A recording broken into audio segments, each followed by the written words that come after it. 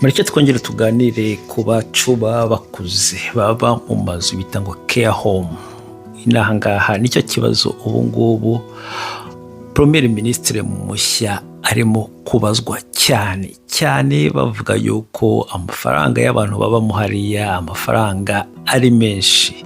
Ese bigenda bite ubundi ngo umuntu abe muri care home? Mwongeye kwirirwa nshuti z'umuryango itamutamu aho muherere hose, nizere yuko mumeze neza. Ariko si ubundi care home ni iki? Care home ni ahantu iyo umuntu akuze atakibasha kwibana, atakibasha kuba yahaguruka ngo yikorere icyayi, atakibasha ngo kuba yajya guhaha, uwo muntu muri make kandi aba wenyine, nta bana afite cyangwa abana abafite bibana baba mu zindi nzu bafite famiye batabona uburyo bamusigaramo. Nibwo rero haba hajemo uburyo agomba kujya kuba aho bita care home. Care home rero ubwo bamurebera byose, bakamugaburira, ari ufata imiti bakayimuha, akazava aho ngaho ari uko yitabye rurema. Ubundi se uragira ngo wajya hari ugakomanga ngo ndaje ni munyakire? Oya, suko bikorwa. Abenshi banyura mu rwego rw'ibitaro, wenda yisanze ari kwa muganga, ararwaye, hari indwara yarwaye, yisanga ari kwa muganga, bakabona yuko n'ubundi kuva kwa muganga asubira mu rugo ari bwibane ntacyo biri bufashe, ahubwo ari muri make ari nko kumuta mu cyobo. Nibwo rero batangira kubaza famiye icyo babitekerezaho, niba bamujyana muri care home cyangwa niba hari umuntu wamusigaraho. Basanga mu bana yasize nta n'umwe ushobora kuba wamusigaraho, nibwo fata icyemezo cyo kumushakira care home. Nubwo bwose mvuze ngo bamushakira care home, si ibintu ngo yego reka tumushakire ejo mu gitondo irabonetse. Oya, bifata igihe kubera yuko hari famiye nzi byabayeho kandi bakavukire binahangaha ni abazungu, bityo byafashe igihe kugira ngo babonye care home koko.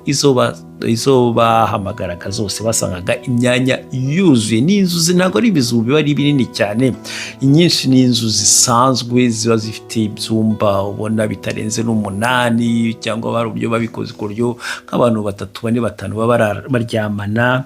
Ariko ugasanga muri make akenshi baba ari igitsina kimwe, niba ari care home ugasanga ari abagore gusa cyangwa ari abagabo gusa, kandi akenshi usanga ari care home y'ahantu utuye, ntabwo bashobora kujyana mu yindi ntara kure, ahubwo bagushyira hafi y'aho ngaho, cyane iyo ari naho abana bawe batuye, kugira ngo borohereze abana kuzajya baza kugusura.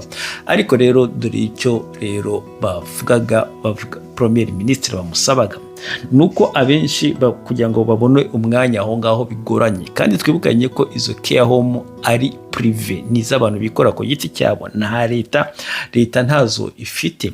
Bityo rero ugasanga aba prive akenshi ntibashaka gufata umuntu kubera yuko leta ntago ibishyura. Ni ukuvuga ngo leta itinda kwishyura uriya muntu, bivuga yuko bari aba prive bagira aho ngaho bakanga gufata umuntu, kubera ko bari aba prive nabo wabumva ntago bazadepansa amafaranga yabo bakugaburira bishyura bari abakozi, mu gihe wowe leta ari we ushinzwe uriya muturage ukaba utarimo kwishyura. Muri raporo yasohotse rero igaragaza ko kuva mu mwaka 2024 2026 iyi leta ibyiyongereye, amafaranga yiyongereye byageze muri biliyoni zigera kuri 8 ziyongereye kuyo batangaga mu myaka 2 ishize. Ni ukuvuga ngo abantu barimo baragenda basaza, akenshi iyo basaza kandi batari bafite abana, nicyo kibazo bitera. Iki rero kibazo impamvu nkizanye ni ukugira ngo twebwe abirabura twinyuze mu ijisho tuvuge, ese wowe unyumva nanjye, twebwe ibi bintu twabyiteguyemo dute? Ese iwacu birakorwa? Ese abantu benshi bakuze, ababyeyi bacu bakuze bibana, twabafasha bute? Ese inshingano ntabwo ari iza leta, inshingano ni izacu. Twebwe tugomba gutekereza uburyo bano bantu twabitaho, tugakora amashyirahamwe ashinzwe kubafasha, kubera ko ayo mashyirahamwe nituyakora nkuko nina hangaha bayakora, hari izitwa age concerns, hari izitwa bafite amashyirahamwe menshi cyane ashinzwe abantu bakuze, ugasanga kandi ararema n'akazi. Kuki twebwe tutabikora kugira ngo dufashe ababyeyi bacu batureze, bagize icyo badukorera, muri make batweretse ijoro, batweretse izuba, nicyo nashatse kuvuga ngaho. Rero kugira ngo tubashakiremo igisubizo, tugira ikibazo abirabura duhora tureba ko ibintu Imana niyo izabikemura. Ibintu byose byatunaniye, iyo tutabihaye Imana tubiha Shetani. Nicyo kibazo dufite. Mu gihe twebwe tuticara hasi ngo turebe iki kibazo niki, tugira amatsiko. Iyo tubona abandi bantu bakora ibintu, kuki twe tutabigiramo amatsiko ngo turebe uburyo babikoze natwe tube twabikora? Ntekereza ko iwacu twabikora mu buryo kandi bwiza burenze. Kubera iki?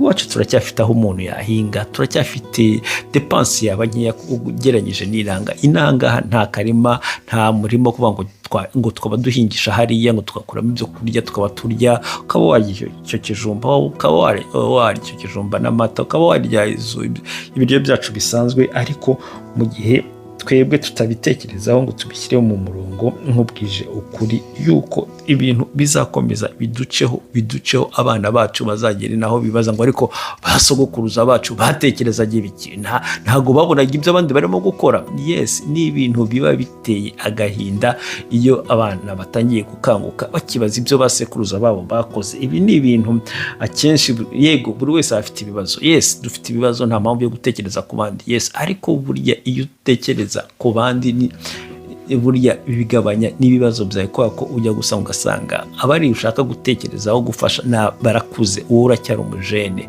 nta buzima wenda bafite nk'ubwawe, bararwaye, wowe uri muzima. Urumva ko izo ni avantage wowe ufite, twagakomye no kwishimira. Burya rero iteka ryose ni contribution dutanga nziza muri serivisi zose ukora uha ababyeyi cyangwa abandi bantu baza bagusanga, burya bifasha muri runo rugendo rw'iterambere. Bityo rero mureke twitekerezeho uburyo abacu twatangira kuzajya tubafasha mu misazire yabo. Akenshi ibingibi iwacu muri Afurika, nk'uko nabivuze haruguru, nubwo bwose tuba dutegereza yuko hari abandi bazabikora, ariko twagombye gutekereza kano kanya tukiga, ese tukabaza, ese abandi babikora bate? Ese mwatubwiye mwebwe mu byongeyo imahanga babikora bate? Yes, reka muganire, tutuganire n'abantu iteka ryose.